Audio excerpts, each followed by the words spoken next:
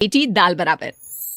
Anya dance करने में उस्ताद। एक स्टेप जो वो देख लेती तो हूबहू उसे उतार देती। अरे आन्या बेटा, मेरी बेटी को भी डांस सिखा देना, उसका एनुअल प्रोग्राम है। हाँ आंटी, क्यों नहीं, अब कल शाम उसको भेज देना, मैं सिखा दूंगी। हाँ हाँ, नचनिया ही बन, आस पड़ोस के लोग तुझे इस्तेमाल कर रहे हैं। माँ, इस्तेमाल मेरा नहीं कला का हो रहा है। नाचना एक कला है, कला।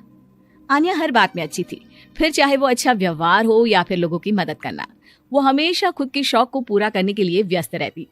लेकिन घर वालों को तो उसका ये काम सिर्फ समय की बर्बादी लगता है। कहाँ है आन्या? उसको बोलो कि आज शाम को खाना वही बनाएगी। सपना देख लो कि तुम्हारी बेटी घर का खाना बनाएगी। अरे आसपास के लोगों का काम करने से उसे फुर्सत मिले तब तो कहीं जाकर वो हमारे घर का काम करेगी ना। देखो ना, इकलौती बेटी, ऊपर से गैर जिम्मेदार, अब करे तो क्या करे। तभी पड़ोस की पिंकी आ जाती है। अंकल आंटी, आन्या दीदी कहाँ है? वो क्या है ना, मेरा क्लास वर्क है, वो मुझे समझ में नहीं आ रहा, तो मम्मी ने कहा कि आन्या दीदी से पूछ लो। हाँ हाँ, क्यों नहीं, खुद का तो कोई काम है ही नहीं उसे। जाओ जाओ, सीढ़ी से ऊपर चली जाओ, वही कमरे में है आन्या। एक रोज शहर में डांस कंपटीशन वाले लोग आते हैं, जहाँ आन्या का डांस सबको पसंद आता है। क्या बात है, छोटे से शहर में इतना टैलेंट? बेटा कौन सिखाता है आपको? कोई नहीं सर, वो क्या है ना, मैं टीवी देखकर सीख जाती हूँ। अरे वाह, और आपके मम्मी पापा कहाँ हैं? वो नहीं आए? नहीं, वो लोग नहीं आए हैं।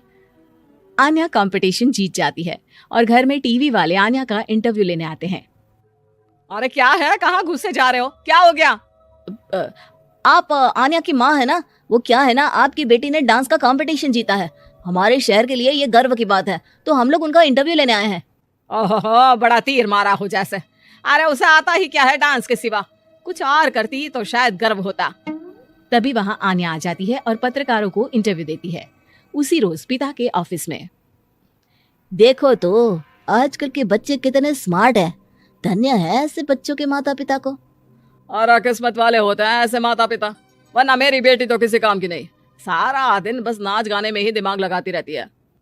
अरे वो बच्ची हमारे शहर की ही है, कितना नाम कमा रही है डांस में, हम तो उसकी बात कर रहे हैं। अच्छा, कोई डांस में भी नाम कमा सकता है?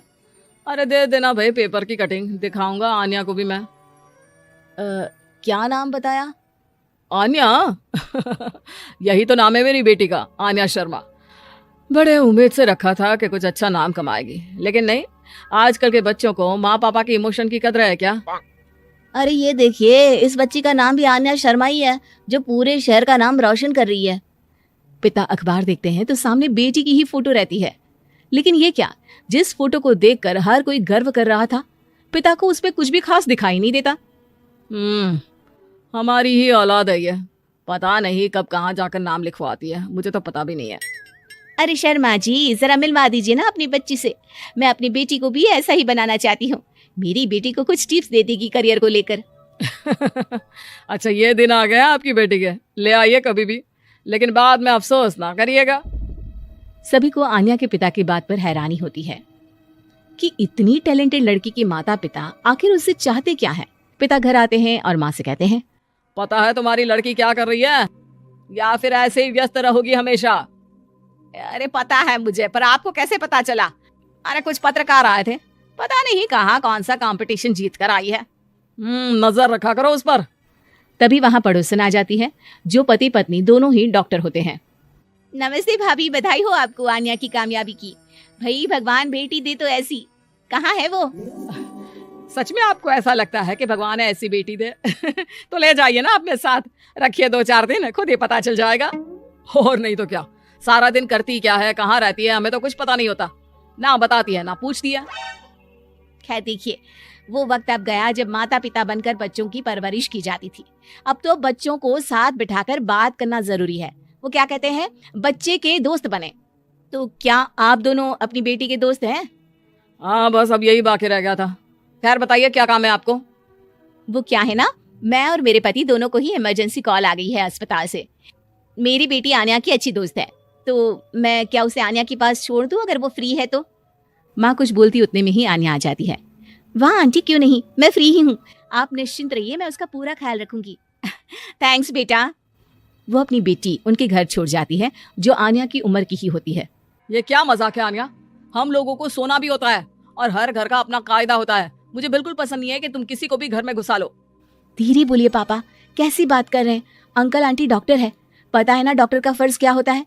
अगर वो किसी की जिंदगी बचा रहे हैं तो क्या हमारा फर्ज नहीं बनता कि हम भी उनकी किसी न किसी तरह से मदद करें?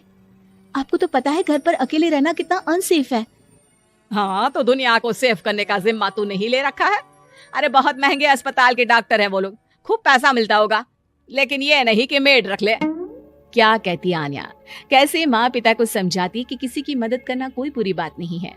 खैर, कुछ महीनों बाद आधी रात को माँ जोर जोर से चिल्लाकर आन्या के कमरे में जाती है। बेटा बेटा आन्या, पापा के सीने में दर्द हो रहा है, बेटा कुछ कर। हाँ माँ, मैं डॉक्टर को फोन करती हूँ। आन्या डॉक्टर को फोन करती है, लेकिन माँ डॉक्टर को तो आने में काफी वक्त लग जाएगा, मैं पिंकी के पापा को बुला लाऊं? अरे वो नहीं आएंगे बेटा, वो लोग बहुत बड़े डॉक्टर हैं और हम लोगों के पास इतने पैसे भी नहीं है।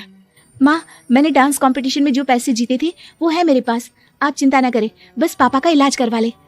आन्या के कहने पर वो बड़े डॉक्टर ना सिर्फ आन्या के पापा का इलाज करते हैं बल्कि उन्हें ठीक करके घर भी ले आते हैं। आज मैं सिर्फ अपनी बेटी की वजह से बच गया। भगवान सबको